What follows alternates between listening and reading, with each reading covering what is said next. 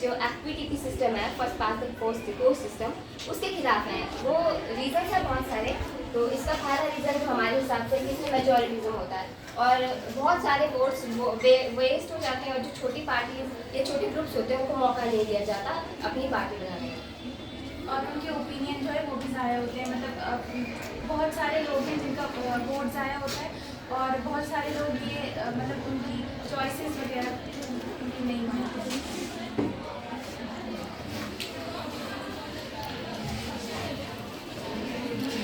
इनने जो है अपने वो डिफेंस में तो बताए एक दो रीज़न, आप क्या बताते क्यों होना चाहिए? सर मतलब ये है कि हर किसी को तो मौका नहीं मिलेगा, किसी को कोई मौका मिलेगा। मतलब जीत हार जीत एक ही जीत होती है हर किसी की। अगर ऐसे हो कि सबको मौका नहीं मिल पाएगा, अगर उसमें ये हो कि सबको मौका मिलेगा तो वैसे मतलब वो नहीं होता कि किसी का वो मतलब कोई अपनी रिप्रेजेंट नहीं कर पाएगा। हर किसी को कैसे मौका मिल सकता है? इलेक्शन मतलब कोई एक मतलब कॉन्स्टिट्यूंसी एक ही जीत सकता है। मेजॉरिटी मतलब उसमें मेजॉरिटी इसलिए देखी जाती है क्योंकि मतलब और जैसे प्रोपोर्शनल रिप्रेजेंटेशन में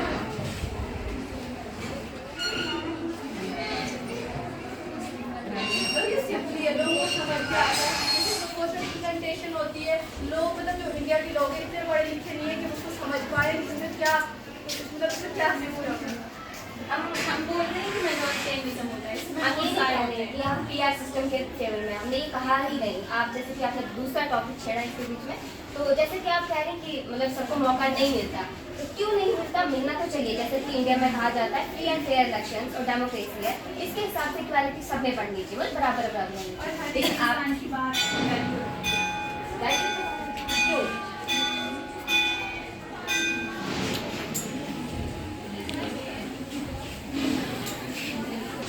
ज़्यादा है। अगर हम मतलब इसमें एफिडेविट सिस्टम से हम मोटिवेट करते हैं प्रोपोर्शनल रिप्रेजेंटेशन से। हमने प्रोपोर्शनल रिप्रेजेंटेशन वाली बात बोल दी, हमने बोला कि वोट ज़ाया हो गया और एक मतलब ओपिनियन ज़ाया हो जाता है। बात तो वही हमने वहाँ पहुँचाई होगी। मतलब पॉपुलेशन बहुत ज़्यादा है, अगर हम किसी और तरीके से मतलब वोट का वेस्टेज और प्रोपोर्शनल रिप्रेजेंटेशन भी नहीं होता है, लेकिन बहुत बड़े पैमाने पे होता है ना वेस्टेज। मतलब एक वोट से भी कोई जीतेगा तो उसकी गवर्नमेंट बन जाएगी, तो बाकी लोग वो क्या करेंगे? देखो जो प्रोपोर्शनल रिप्रेजेंटेशन है उसमें वेस्टेज नहीं होता है। एफपीटीपी में आप बोल रहे हो कि वेस्टेज होता है, लेकिन आप ना हम ऐसे एग्जाम्पल भी ले सकते हैं कि 10 कैंडिडेट हैं, तो 10 कैंडिडेट में आप ये नहीं हो सकता मतलब आप अगर 20 लोग चाहते हैं कि एक कैंडिडेट हो, बाकी 10 ना उनको चाहते हैं, तो हम अब उन 10 को कैसे मतलब बना सकते हैं? एक मतलब हम एक को बोलेंगे कि आप अपना दे दो दूसरे को वोट, ये 10 वोट दूसरे को देंगे, लेकिन हर एक उस पर एग्री नहीं कर सकता कि हर एक क्या करेगा कि एग्री करेगा कि मैं दूंगा अपने वोट इसको, कोई नहीं एग्री करेगा। इसमें सिंपल मेजॉरिटी है, लोग जिसको ज़्यादा चाहेंगे, लोग जिसको ज़्यादा चाहेंगे, मतलब अगर 20 लोगों ने चाहा 50 में से रिप्रेजेंटेटिव की बात नहीं, रिप्रेजेंटेटिव मेजॉरिटी से हमें कोई फर्क नहीं अगर पड़ता है। मतलब जो माइनॉरिटी है उनपे जुल्म वगैरह तो नहीं होता। जैसे कि जो मतलब जीतेगा उनमें से एक जीतेगा एक वोट के साथ, उसको ये तो नहीं है मतलब कि जिसने उसको वोट दिया वो सिर्फ उन्हीं के फेवर में काम करेगा, उसको सबके फेवर में काम करना है, वो हर किसी के फेवर में काम करता है। कोई मेजॉरिटी तो वहाँ पे नहीं होता, फिर माइनॉरिटी जो हारे मतलब जो हार गए उनके फेवर में भी काम होता है, वो सबके फेवर में काम करता है। चीज़ों की बात हो ही नहीं रही पहली बात तो फिर उन लोगों का क्या जो मतलब उनके ओपिनियन भी सुने जाएंगे, लेकिन जो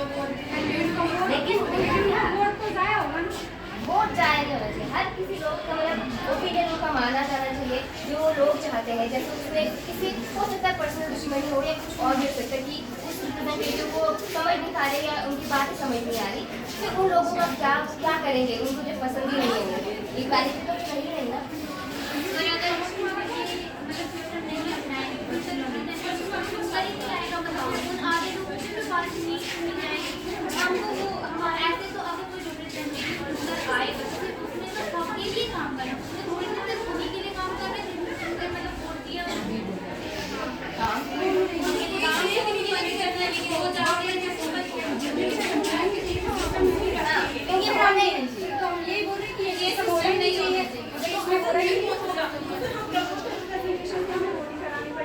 इसमें